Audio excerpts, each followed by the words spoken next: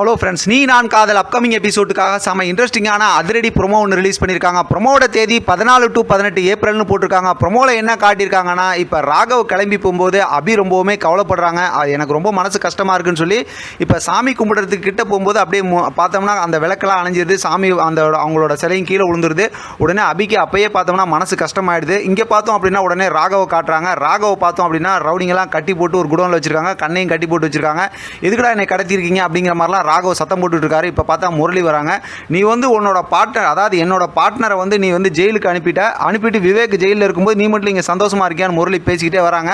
பார்த்தா இப்போ ராகவ் அப்படி இப்படின்னு சொல்லி துடிச்சிக்கிட்டே இருக்கிறாரு. ஆனால் அவரால் ஒன்றுமே முடியல. இங்கே வீட்டில் பார்த்தோம் அப்படின்னா அபி ஆகாஷ் கிட்ட சொல்கிறாங்க ராகவ் பாண்டிச்சேரிக்கு போகவே இல்லை அப்படின்னு. இப்போ அவங்களோட ஃபோனை எல்லாம் ட்ராக் பண்ணி ஆகாஷ், அபி, அனு 3 பேரும் பார்த்தோம் அப்படின்னா கிளம்பி போகிறாங்க. இங்கே சுந்தரி இந்த விஷயத்தை முரளிக்கிட்ட ஃபோன் பண்ணி சொல்லிடுறாங்க. இப்போ ராகவ் மயக்கமாக இருக்கிறாரு. அவரை பார்த்தா ஒரு குழிக்குள்ளார போட்டு மூடிடுறாங்க. பார்த்தா அந்த ஏரியாவில் அபி தேடிக்கிட்டு இருக்காங்க. லாஸ்ட்டாக ஒரு கயிறு ஒன்று கையில் கட்டி விட்டாங்கல்ல, அந்த கயிறை பார்த்துடுறாங்க. உடனே அதை பார்த்துட்டு இது ராகவ் கையில் கட்டினது அப்படிங்கிற மாதிரி சொல்கிறாங்க.